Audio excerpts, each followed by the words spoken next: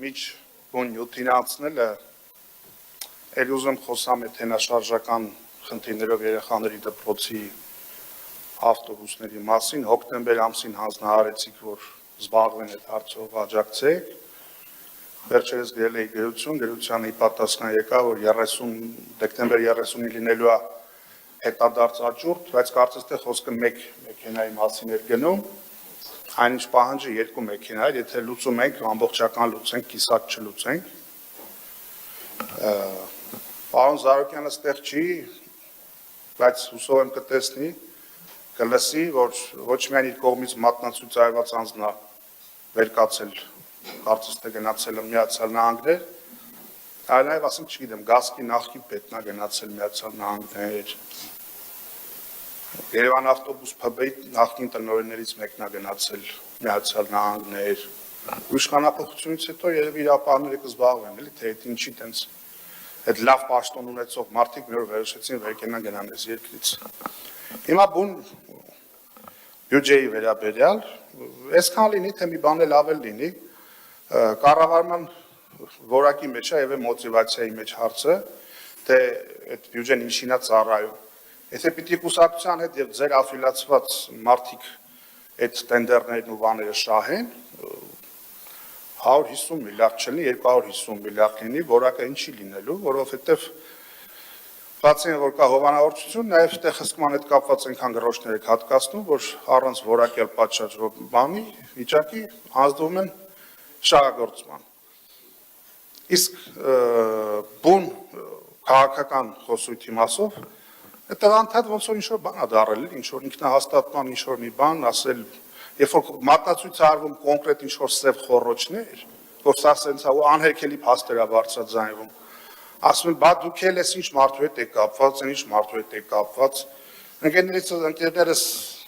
բազմիցս նշեցին, մի հատ էլ ես հատուկ ընդգծեմ,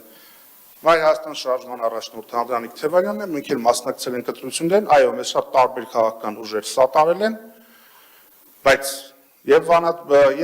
Գյումրիում եւ Էջմիածնում հստակ երևաց, որ Մայր Հայաստանը ունի քաղաքացիական կոնկրետ աջակցություն, ուզեք դա, թե չուզեք։ Հիմա անդրադառնալով քաղաքական հայրեր, մյուս մոտ բազմիցս անդրադարձել ենք, բազմիցս խոսել ենք, մատնացույց ենք արել, 21 թվականի փետրվարն ենք հիշացրել, այդ խարանը, այդ ամոթը, հա, այդ սատարումը թուրք-ադրբեջանական։ 2 օր առաջ Նիկոլ Փաշինյանը արդեն Իլհամ Ալիևին շնորհակալություն հայտնում։ Չգիտեմ, այդտեղ ինչ որ ասում եք գուբերնիստ, եսի ինչ բան, Եվրամիության անդամակցության process ենք սկսում դուք, իբրև թե այս Հայաստանը դառնալու Եվրամիության անդամ շատ լավ իմանալով, որ դա տեղի չի ունենալու, բայց հեշտ է մարդկանցից էմոցիա գողանալ ազատ վիզային ռեժիմի այդ մասը թափահարելով, մեկ էլ էլի գնում է, մեկ էլ Ալիևից հետո Վլադիմիր Վլադիմիրովիչ իմնեմնիմի սպասիբը, հմի ով է գուբերնիստը, հա, ուրեմն նայեք մեկ էլ մյուս դրվագներին, առհասարակ որ ինչ-որ փորձում եք ինչ-որ մեր այգին ինչ-որ քար գցած լիներ տիկնակ եւ պարոնայք իշխանավորներ եւ կոալիցիայի անդամներ, հատ հիշեք տարբեր փուլերում ձեր ասած արած արտահայտությունները, Սարգսյան Արամը ասում էր, որ բան լինի, հանկարծ Արայիկ Հարությունյանին գողանան, մենք էլ Ալիևին կգողանանք, հիմա Արամ Սարգսյանը իրենց տունն է, Իլհամ Ալիևը իրենց տունն է, Արայիկ Հարությունյանը Բաքվի բանտում, դե գողացեք Իլհամ Ալիևին, հա, ասում եք, նույն Արամ Սարգսյանն ասպա թուրքերի համբա կգան ասում ատամնաբուժական ծառայությունների։ Այնա արդեն թեթև ազդանշանը տվել է, որ սիմվոլիկ բաներ է լինելու Էրդողանը։ Այդ Մարգարայի կամրջի մոտ մի հատ ատամնաբուժարան սարքեք, այն ատամնաբուժին էլ որ տարել դպիր եք սարքել այդ ֆեյք պատարակի ժամանակ, այդ ֆեյք ատամնաբուժին տարեք դրեք ընտեղ, թուրքերի ատամների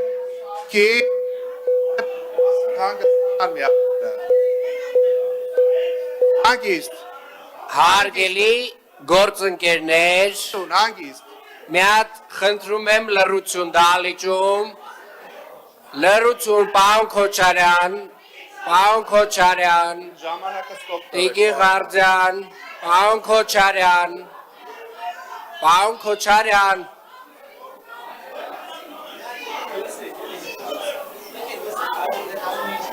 Տիկի Խաչատրյան,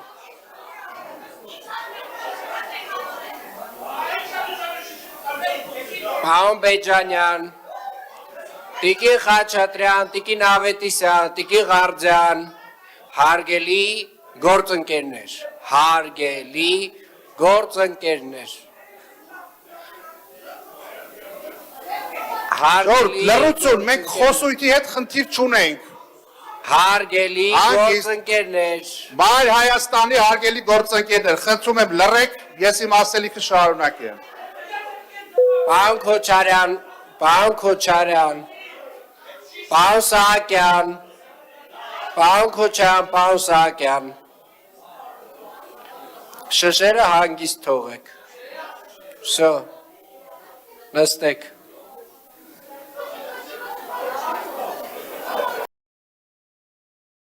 Շատ լավ, ավարտեցինք, Ժորժ ջան, ավարտեցինք։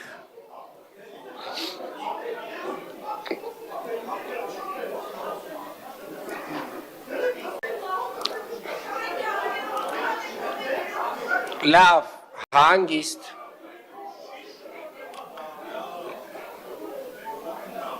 Շնորհակալություն, վերադարձանք մեր տեղերին։ Պարոն Սուքասյան, դուք մոտ 2 րոպե ժամանակ ունեք դեռ։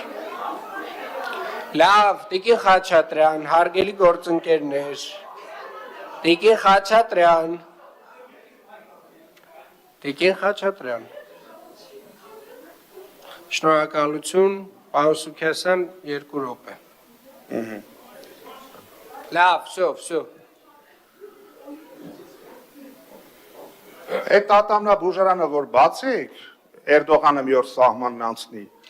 այդ բրբսնյակի ծաղիկներով Էրդողանին կդիմավորեք, կտանեք ատամները կբուժեք։ Ձեր կուսակցության անունն էլ փոխեք, դրեք վիլայետ։ Դուք որ հանրապետությունն ուր, դուք վիլայետ կուսակցությունն եք, այդ եք դուք։ Սուտ խոսացողին լիքը բազմակետ, ով որ սուտ է խոսում լիքը բազմակետ։ Մի րոպե, պարոն Սուքասյան, պարոն Սուքասյան, ստիպված եմ ձեր խոսքը ընդհատել, որովհետև դուք ուղղակի սրում եք, էլի հիմա իրավիճակը չարժի, պետք չի առանց էլ տենց միջադեպ ունեցանք։ Խնդրում եմ,